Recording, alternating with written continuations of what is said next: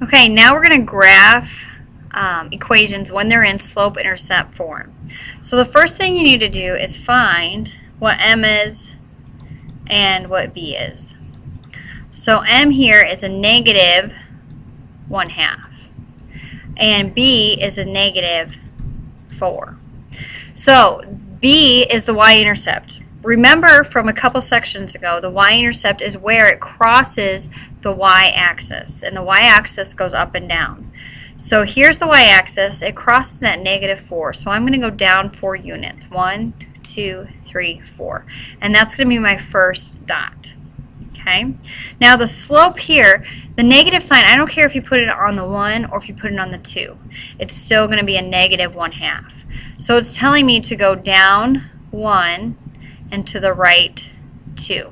So I'm going to go down 1 and to the right 2. Okay, and I'm going to do that a couple times. Down 1 and to the right 2. Now, what about the other side of the y-axis? Well, I'm not going to go down 1 and to the right 2 because that's not going to be a straight line. Instead, what I can do is the same as going down 1 and to the right 2, I can go up 1 and to the left 2. Because isn't 1 over a negative 2 the same thing as a negative 1 over 2? It's all a negative 1/2. So I go up 1 and to the left 2. Overall, what I want you guys to have is 4 points total, just like what we did. And I'm not going to draw that there. Okay, and I'm going to use a line. So, because drawing lines on Mobies are kind of difficult. So this is another way to graph linear equations. Okay, another way to graph linear equations instead of making a table, because a table takes quite a bit of time. Let's try another one. Now we have y equals a negative 2x plus 3.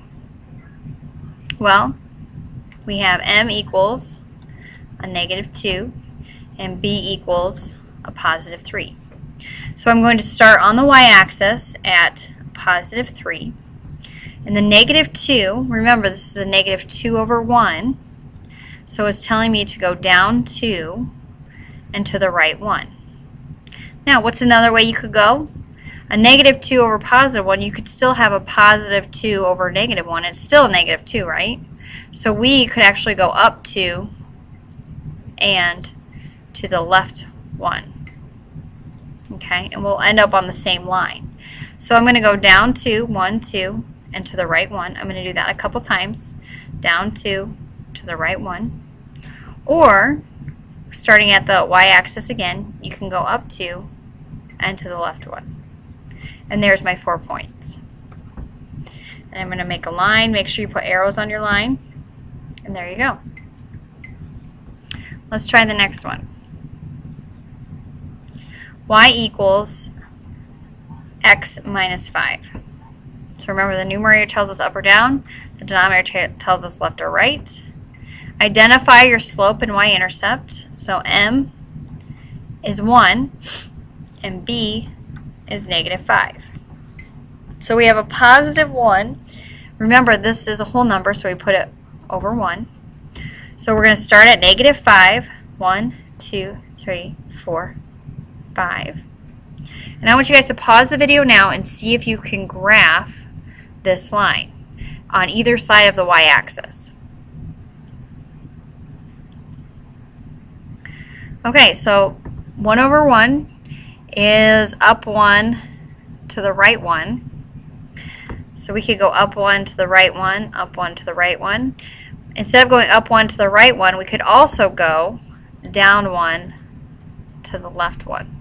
Now if we went down 1, that's a negative 1. So left 1 is negative 1. Isn't a negative 1 over negative 1 still the same as a positive 1? Yes. So we'll end up on the same line. And if you want to keep going, you can. I just want at least 4 points on your graph. Okay?